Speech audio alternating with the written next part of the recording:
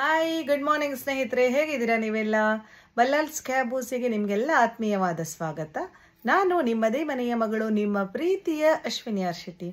ಇವತ್ತು ನಾವೊಂದು ಪನ್ನೀರ್ ರೆಸಿಪಿ ಮಾಡುವ. ಪನ್ನೀರ್ ಗ್ರೀನ್ ಮಸಾಲವನ್ನು ಹೇಗೆ ಮಾಡೋದು ಅಂತ ನೋಡುವ. ಇದು ಚಪಾತಿ ರೊಟ್ಟಿ ಜೊತೆಗೆ ಸಖತ್ತಾಗಿರ್ತದೆ, ಹಾಗೂ ಬಿಳಿ ಅನ್ನದ ಜೊತೆ ಅಂತೂ ಬೆಸ್ಟ್. ಬನ್ನಿ ಹಾಗಾದ್ರೆ ಈ ಪನ್ನೀರ್ ಗ್ರೀನ್ ಮಸಾಲವನ್ನು ಸಿಂಪಲ್ ಆಗಿ ಹೇಗೆ ಮಾಡೋದು ಅಂತ ನೋಡುವನ. ಒಂದು ಮಿಕ್ಸಿ ಜಾರಿಗೆ ಒಂದು ದೊಡ್ಡ ಮುಷ್ಟಿಯಷ್ಟು ಕೊತ್ತಂಬರಿ ಸೊಪ್ಪನ್ನು ಹಾಕ್ಕೊಂಡೆ, ಒಂದು ಟೊಮೆಟೊ ಹಣ್ಣು, ಒಂದು ಈರುಳ್ಳಿ, ಒಂದು ಟೇಬಲ್ ಸ್ಪೂನಷ್ಟು ಜೀರಿಗೆ, ಒಂದು ಟೇಬಲ್ ಸ್ಪೂನಷ್ಟು ಕೊತ್ತಂಬರಿ ಬೀಜ, ಅರ್ಧ ಟೇಬಲ್ ಸ್ಪೂನಷ್ಟು ಕಾಳು ಮೆಣಸು, 2 ಖಾರವಾದ ಕಾಯಿ ಮೆಣಸನ್ನು ಹಾಕ್ಕೊಂಡು ರುಬ್ಕೊಳ್ತೇನೆ ಮಸಾಲವನ್ನು. ನೀರು ಬೇಕಿದ್ದರೆ ಹಾಕ್ಕೊಳ್ಳಿ, ಟೊಮೆಟೊ ನೀರು ಬಿಡ್ತದೆ, ನೋಡ್ಕೊಂಡು ಹಾಕ್ಕೊಳ್ಳಿ ನೀರನ್ನು. ಒಂದು ಬಿಸಿಯಾದ ಪ್ಯಾನಿಗೆ ಎಣ್ಣೆ ಹಾಗೂ ಒಂದು ಈರುಳ್ಳಿಯನ್ನು ಹಾಕ್ಕೊಂಡು ಚೆನ್ನಾಗಿ ಇದನ್ನು ಹುರ್ಕೊಂಡೆ. ನಂತರ ನಾವು ಗ್ರೈಂಡ್ ಮಾಡಿಟ್ಟಂತಹ ಹಸಿರು ಬಣ್ಣದ ಮಸಾಲ ಏನಿದೆ ಅದನ್ನು ಹಾಕ್ಕೊಳ್ತಾ ಇದ್ದೇನೆ. ನೀರನ್ನು ಮತ್ತೆ ಆ್ಯಡ್ ಮಾಡ್ಕೊಳ್ವ.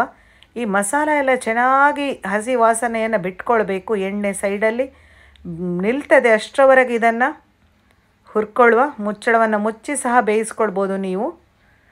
ಗ್ಯಾಸಿಗೆಲ್ಲ ಸಿಡಿತದೆ ಅಂತಾದರೆ ಮುಚ್ಚಳವನ್ನು ಮುಚ್ಚಿ ಒಂದು 2 ರಿಂದ 3 ನಿಮಿಷ. ನೋಡಿ, ಕಲರ್ ಸಹ ಚೇಂಜ್ ಆಗಿದೆ, ಹಸಿ ವಾಸನೆ ಹೋಗಿದೆ. ಈಗ ಈ ಟೈಮಲ್ಲಿ ಸ್ವಲ್ಪ ನೀರನ್ನು ನಾವು ಮಿಕ್ಸಿಯನ್ನು ರಿನ್ಸ್ ಮಾಡಿಕೊಂಡು ಹಾಕ್ಕೊಳ್ಳುವ. ನಂತರ ಇದಕ್ಕೆ ರುಚಿಗೆ ತಕ್ಕಷ್ಟು ಉಪ್ಪು, ಅರ್ಧದಿಂದ 1 ಟೇಬಲ್ ಸ್ಪೂನಷ್ಟು ಗರಂ ಮಸಾಲ ಪೌಡರನ್ನು ಹಾಕ್ಕೊಂಡೆ. ಯಾಕಂದರೆ ನಾವು ಗರಂ ಮಸಾಲ ಏನಿದೆ ಅದನ್ನು ಗ್ರೈಂಡ್ ಮಾಡುವ ಟೈಮಲ್ಲಿ ಆ್ಯಡ್ ಮಾಡಿಕೊಳ್ಳಿಲ್ಲ, ಹಾಗಾಗಿ ಪೌಡರನ್ನು ಹಾಕ್ಕೊಂಡೆ. 1 ಬೌಲ್ನಷ್ಟು ಪನ್ನೀರ್ ಕ್ಯೂಬ್ಸ್, ಕಟ್ ಮಾಡಿಟ್ಟಂತಹ ಪನ್ನೀರ್ ಯೂಸ್ ಮಾಡ್ತಾ ಇದ್ದೇನೆ ನಾನು.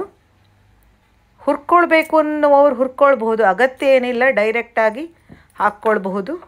ಒಂದು 2 ನಿಮಿಷ ಇದನ್ನು ಮಸಾಲದಲ್ಲಿ ಬೇಯಿಸ್ಕೊಳ್ವ. ಯಾಕಂದರೆ ಆ ಪನ್ನೀರೆಲ್ಲ ಮಸಾಲವನ್ನು ಅಬ್ಸಾರ್ಬ್ ಮಾಡಬೇಕಲ್ಲ, ಹಾಗಾಗಿ.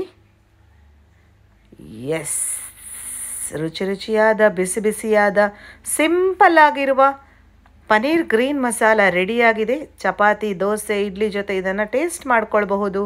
Thanks for watching.